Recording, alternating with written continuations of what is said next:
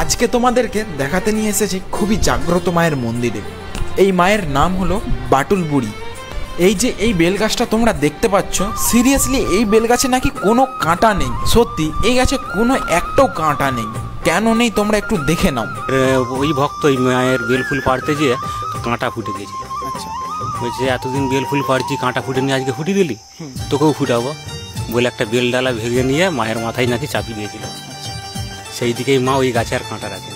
যুগে যুগে আগে ছিল বর্ধমানের রাজার গড়ের ঠাকুর ছিল, ওখানে অন্যায় অত্যাচার দেখে ওখানে ধ্বংস করে বেরিয়ে চলে আসছে।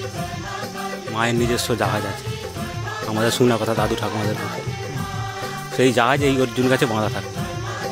তোমরা কি ভাবছো এইটা কি জনবহুল এলাকা?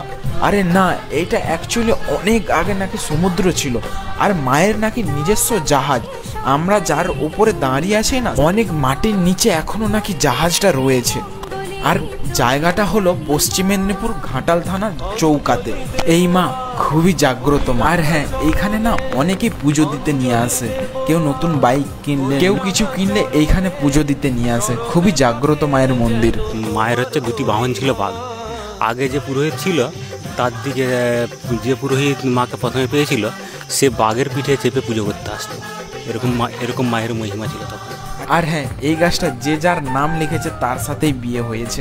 কত দিন থেকে এখানে পুজো করছেন? আমি ছোটবেলা থেকে। আপনার কি পূর্বপুরুষ এখানে পুজো করে গিয়েছিল? এই মায়ের মাহাত্ম্যটা কি?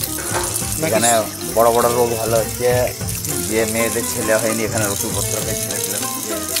আচ্ছা, চলো টাটা, বাই বাই। কেমন হয়েছে ভিডিওটা জানিও, আর কে কোথা দিয়ে ভিডিওটা দেখছো ফটাফট কমেন্টে জানিও। আর এখান থেকে যদি ভিডিও দেখে থাকো সেটাও কমেন্টে জানিও।